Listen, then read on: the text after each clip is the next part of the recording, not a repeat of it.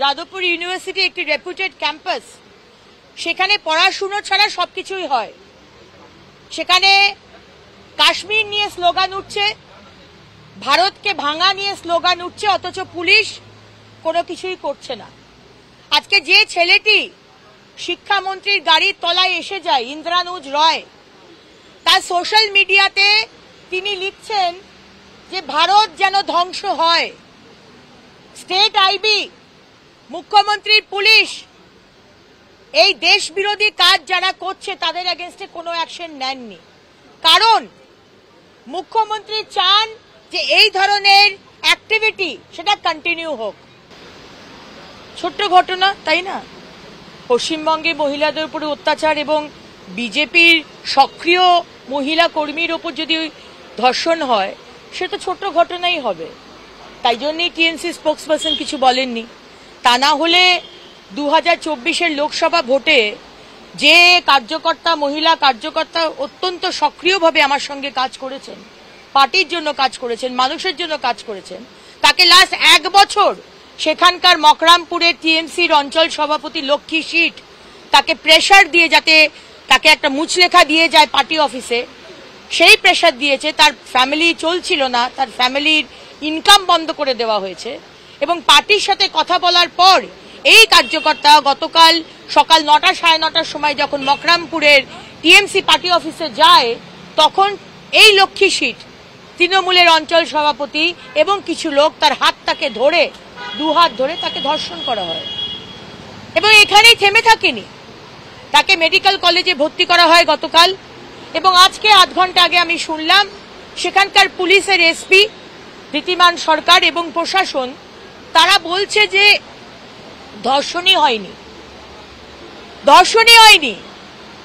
একটা মহিলা লাঞ্ছিত হলো, তার জীবনকে ছাড়খাড় করে দেওয়া হলো, আর তারপরে মেদিনীপুর মেডিকেল কলেজের ডাক্তার যারা কদিন আগে সাসপেন্ডেড হয়েছিল আরএল স্যালাইন কাণ্ডে, তাদের ওপর চাপ দিয়ে আজকে মেডিকেল রিপোর্টকে ট্যাম্পার করা হলো।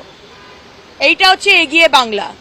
আমি মাননীয় মুখ্যমন্ত্রী মমতা বন্দ্যোপাধ্যায়ের কাছে জিজ্ঞেস করতে চাই, আপনাদের নতুন কর্মসূচি, আজকে বাংলার মহিলারা যারা আপনাদের সাথে নেই, বা আপনারা যে মহিলারা সত্যি কথা বলার মানে সাহস আছে যাদের, বা যারা বিজেপি করে, তাদেরকে শাস্তি দেওয়ার জন্য আপনারা কি এই নতুন কর্মসূচি নিয়েছেন ধর্ষণ করা? আমি জিজ্ঞেস করতে চাই মাননীয় মুখ্যমন্ত্রীর কাছে। তাই আমরা এখন যাচ্ছি মেদিনীপুরে, আমি এখান থেকেই যাচ্ছি এবং 2:30 থেকে ডিএম অফিসের সামনে আমরা অবস্থান বিক্ষোভে বসবো। লাগাতার এই বিক্ষোভ চলবে যতক্ষণ লক্ষ্মী সিট তৃণমূলের অঞ্চল সভাপতি যে ধর্ষণ করেছে তাকে পুলিশ গ্রেপ্তার না করে। যাদবপুর বিশ্ববিদ্যালয় নিয়ে গতকাল দিলীপ ঘোষ বলেছেন ছাত্রদের নামে এরা হচ্ছে ক্রিমিনাল, মাওবাদী কার্যকলাপ হয়। বিএনপিতে যেভাবে আমরা সাহায্য করেছিলাম, অবিলম্বে পুলিশ ঢুকিয়ে এদের সাহায্য করা উচিত। একসঙ্গে সংযোজন আজকে তৃণমূল কংগ্রেসের নেতা মনোনীত করেছেন যে বাস্তবায়নে কাজ না হলে বাহুবল প্রয়োগ করা উচিত। দিলীপ বাবু যে কথা বলেছেন সেটা সঠিক কথাই বলেছেন। কারণ আজকে যে ক্যাম্পাসে, যাদবপুর ইউনিভার্সিটি একটি রেপুটেড ক্যাম্পাস, সেখানে পড়াশুনো ছাড়া সবকিছুই হয়। সেখানে কাশ্মীর নিয়ে স্লোগান উঠছে, ভারতকে ভাঙা নিয়ে স্লোগান উঠছে, অথচ পুলিশ কোনো কিছুই করছে না।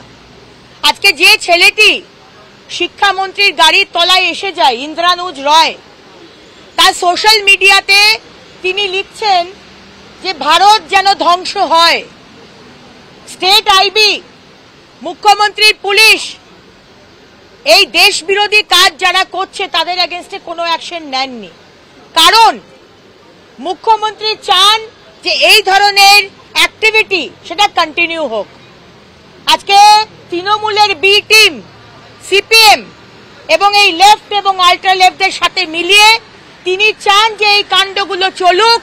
কারণ কি 1 বছর বাদে যখন ইলেকশন হবে 2026, তখন এই ছেলেগুলো, এই স্টুডেন্টরা বলবে no vote to Mamata, no vote to BJP, এবং তারা তৃণমূলের হয়ে কাজ করবে। সেই কারণে মুখ্যমন্ত্রী মোহাম্মদ সালিম মিলে এই কাজগুলো করছেন। এগুলো শুধু আইবস, ওনারা কোনোদিনই ঠান্ডা করবেন না। যাদবপুর ইউনিভার্সিটি ঠান্ডা হবে যখন 2026-এ মোদী সরকার এই পশ্চিমবঙ্গে আসবে। যাদবপুর বিশ্ববিদ্যালয় জুড়ে কেউচা পৃথক করার দাবি, মণিপুর পৃথক করার দাবি, কাশ্মীর পৃথক করার দাবি। একটা দেশের একটা বিশ্ববিদ্যালয়ের অভ্যন্তরে দেশবিরোধী এ ধরনের স্লোগান তার কেউ জানতো না। বিশ্ববিদ্যালয় কর্তৃপক্ষ, পুলিশ প্রশাসন কেউ সবাই সবকিছু জানেন, মুখ্যমন্ত্রী সবকিছু জানেন, মুখ্যমন্ত্রীর আইবি, মুখ্যমন্ত্রীর পুলিশ।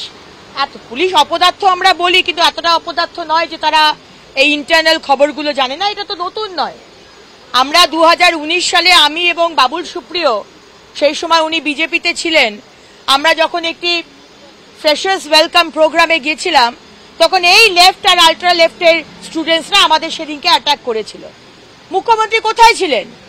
মোহাম্মদ সালিম কোথায় ছিলেন? সেদিনকে ধানকার দিয়ে এসেছিলেন আমাদের বাঁচাতে।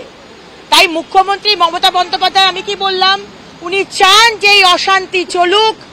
এই ছেলেগুলো যারা ভারত তেরে টুকরে হোঙ্গে ইনশাআল্লাহ, ইনশাআল্লাহ ভারতকে ধ্বংস করা হোক, এরাই 2026-এ no vote to BJP Mamata ব্যানার্জির সাথে একই লাইনে কথা বলবেন। বলছেন যে পুলিশ নিয়ে যাওয়া হোক, পুলিশের আইনের শাসন প্রয়োগ করা হোক। এর আগে যাদবপুর বিশ্ববিদ্যালয়ে পুলিশ ঢোকার জন্য দীর্ঘ 2 মাস ধরে যাদবপুর বিশ্ববিদ্যালয়ে একটা অচল অবস্থা ছিল। এখানে কোনো উপাচার্য পার্মানেন্ট থাকতে পারছিলেন না। একাধিকবার শিক্ষকরা, অধ্যাপকরা প্রেরিত হয়েছেন। আবারও যদি পুলিশ প্রবেশ করে তাহলে তো একই ঘটনার পুনরাবৃত্তি। পুলিশ প্রবেশ করুক কি পুলিশ প্রবেশ করুক না, কি মিলিটারি প্রবেশ করুক, আমার এগুলো দেখার দরকার নেই। এটা দেখবে সরকার, এটা দেখবে পুলিশ, এটা দেখবে প্রশাসন। আমি চাই আমাদের ছেলেমেয়েরা, সমাজের ছেলেমেয়েরা, আমাদের নেক্সট জেনারেশন, পশ্চিমবঙ্গের ভবিষ্যৎ, তারা পড়াশুনোটা করুক। তারা এই শিক্ষাতে না হোক যে ভারত তেরে টুকরে হোঙ্গে, ভারত ধ্বংস হোক, মণিপুর আলাদা হোক। এই শিক্ষাতে যেন তারা শিক্ষিত না হয়, আমি এইটা চাই। যেভাবে জেএনইউকে ঠান্ডা করা হয়েছে সেভাবে যাদবপুরকেও ঠান্ডা করা হোক। আচ্ছা, যাদবপুরের পর এই রাজ্যে মাওবাদীদের নিয়ে প্রশ্ন উঠছে, কিন্তু বাংলায় মাওবাদীদের কারা প্রশ্রয় দিচ্ছে, এবং এই যে রাজনীতির পটভূমিকা, কেন্দ্র রাজ্য সংঘাত ভুলে এই মাওবাদী বিতরণে কি ব্যবস্থা নেওয়া উচিত বলে মনে করেন রাজ্যে এত মাওবাদীদের? দেখুন, আজকে মাওবাদীদের ঠান্ডা করে দেওয়া হয়েছিল, কিন্তু আজকে যাদবপুর স্টুডেন্ট ইন্দ্রানুজ রায়ের সোশ্যাল মিডিয়াতেও দেখা যাচ্ছে মাওবাদী নিয়ে তিনি সাপোর্ট করে কথা লিখছেন। ভারতবর্ষের ধ্বংস হয়ে যাক সেটা নিয়ে উনি কথা বলছেন। আজকে মাওবাদীদের যাদেরকে ঠান্ডা করে, যাদের অনেক কথা হয় এই বিষয়গুলোকে নিয়ে,